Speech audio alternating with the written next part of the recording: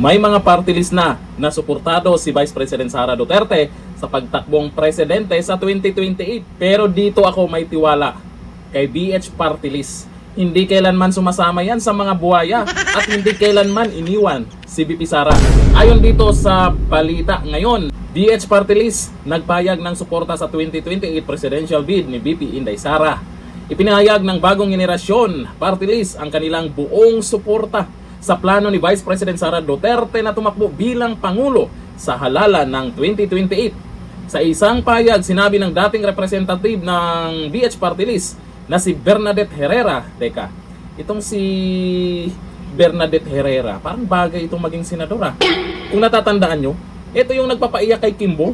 Sa isang pahayag, sinabi ng dating representative ng BH Party List na si Bernadette Herrera na mahalagang hakbang ang malinaw na pag-anunsyo ni VP Sara ng kanyang plano dahil nagbibigay ito ng direksyon at katiyakan sa publiko. Ayon pa kay Herrera, ang desisyon ni VP Sara ay nagpapakita ng pagiging bukas sa saloobin ng maraming Pilipino na nakikita sa kanya ang potensyal na leader sa bansa. Binigyan din niya na higit sa partidong politikal, mas mahalaga ang pagbibigay ng pagkakataon na sa mamamayan na suriin ang kanilang mga pagpipilian at makilahok sa demokratikong proseso. Sa gitna ng palapit na halalan sa 2028, kaya marami nang kinakabahan sa ginawa ni VP Sara, di ba? Patuloy na lumalakas ang suporta kay VP Sara Duterte mula sa iba't ibang sektor at ang pahayag ng BH Party List ay isa sa mga patunay na lumalawak niyang suporta sa larangan ng politika. Yung ibang mga nananahimik lang dyan, siguro takot sila, baka pag-initan din ng mga trolls kasi ang mga trolls ngayon magdo-double time yung mga yan. So, ayon dito sa mga nag-comment, sabi ni Aguila ng Bacolod, very good BH Party List, yan yung totoong paninindigan.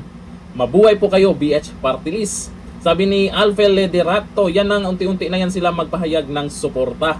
Ito ayon kay Chiragon, ito yung isa sa mga party list na talagang mula noon hanggang ngayon suportado si VP Sara. Hindi kailanman iniwan si VP Sara, hindi kagaya ng iba dyan. Matapos i-endorso, nanalo sa eleksyon, ang resulta, huyo ka na. Kay Risa Hontiveros kaya, meron na bang party list o ibang mga congressman dyan na nagpahayag ng suporta sa kanya? Sa totoo lang, ako ang naawa kay Risa. Libre namang mangarap na makatapat si VP Sara o mangarap na maging Pangulo. Kahit hindi manalo, pag maging katapat lang si VP Sara, sikat ka na rin sa social media. Yun nga lang, hindi natin alam kung suportado si Risa ng mga pink at dilawan o kung siya talaga yung gawing pambato para sa 2028. Mukhang malabo, Risa.